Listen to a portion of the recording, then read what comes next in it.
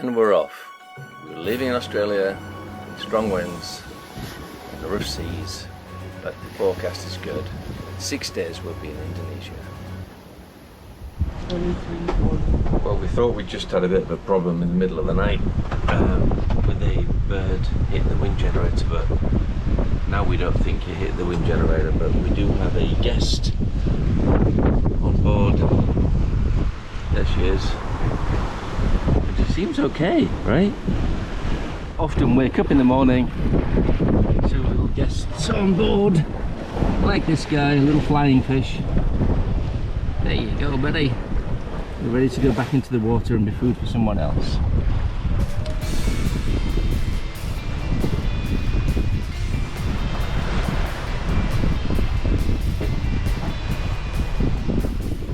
As we sailed through the Arafura Sea and approached the Indonesian waters, we came across many fishing fleets, and we could only see their lights, as you can see on this clip, on the horizon.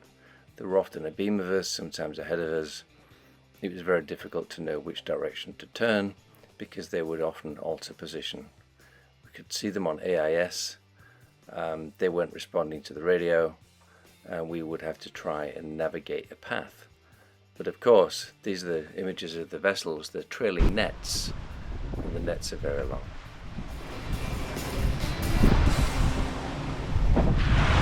Good morning, everybody. So this is a fairly big day for us. We've had 6 days at sea. Both Liz and I are extremely tired, but we're also pumped to be arriving in Indonesia. So in a few minutes, well, half an hour or so, we're going to enter a passage.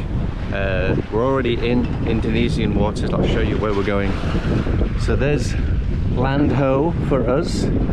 That's an island just before the one we're going to, and we're going to turn that corner and we're going to head to Tual in Indonesia.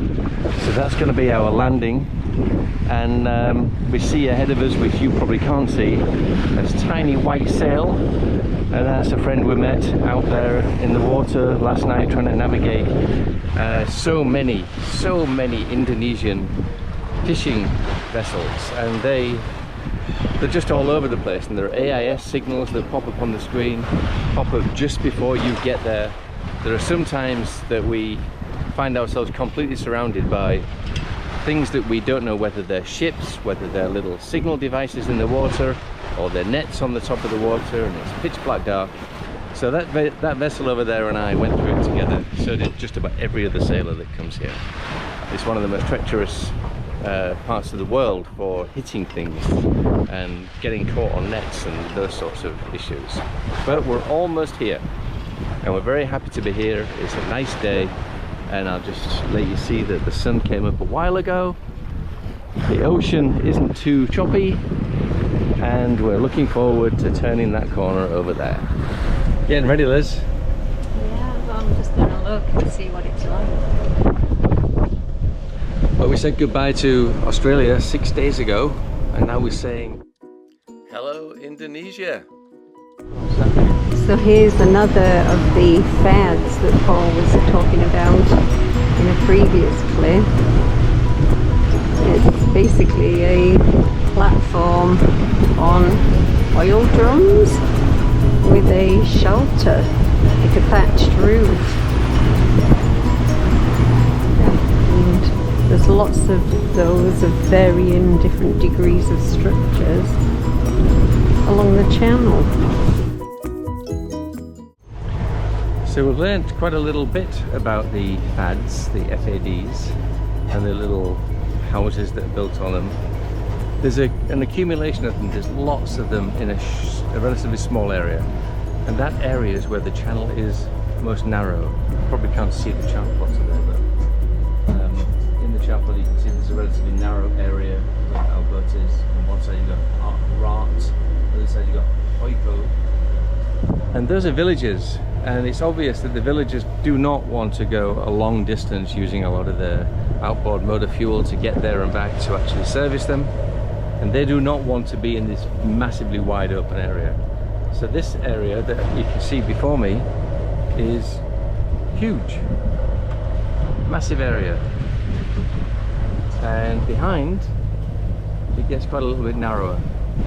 And that's where all the fads are, in the narrow section of the channel. So that's helpful to know for any future sailors going through here, is clearly keep your wits about you, but don't assume there is nothing in the wider areas, just assume there is more in the narrow areas. One of the first impressions we get as we enter our first anchorage port in Indonesia is a beautiful white sand beach, very small traditionally built canoes on the beach there, shantytown looking houses that are susceptible to severe weather, tin roofs, etc., and a beautiful church, of course. In fact, I can see two different churches, and there's minarets that are probably gold-plated or very expensive. And it always amazes me how poor people that have very little, but collectively put so much money into their chosen religious houses. Okay, so we're going to immigration, and the process here in Tual is there's a little difficult docking area, so you can't get your dinghy ashore. So what you do is you tie your dinghy to the back of the Coast Guard ship, and then you've got a very precarious little transfer to do from one ship to another ship and then onto the dock. Let's see how it goes. So this is just tying us up. I don't know why the camera's on sideways. Got better?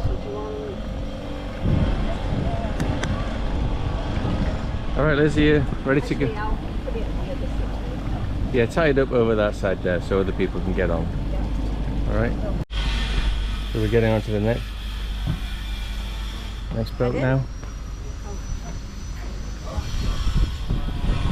And then we got to get onto the dock. And quite a big gap. And this is what most people do, is they climb onto this big fender and it rolls, and then you climb up there. So we won't be doing that. We found another way, and this is climbing through it right now. There we go. You got it? Can I just pass you the bag, Liz? Okay. Let's see.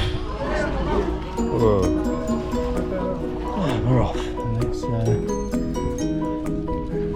it's a very different experience to the one we just had in Australia.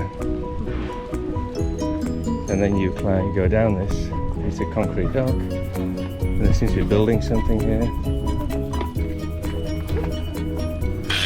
Hi there.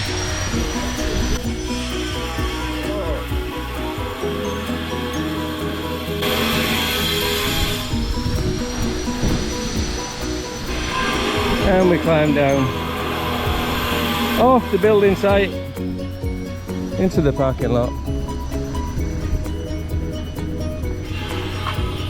Right. And then we go into what is called the quarantine office, which we just cleared. And we'll meet our immigration officer here. This is called Maria.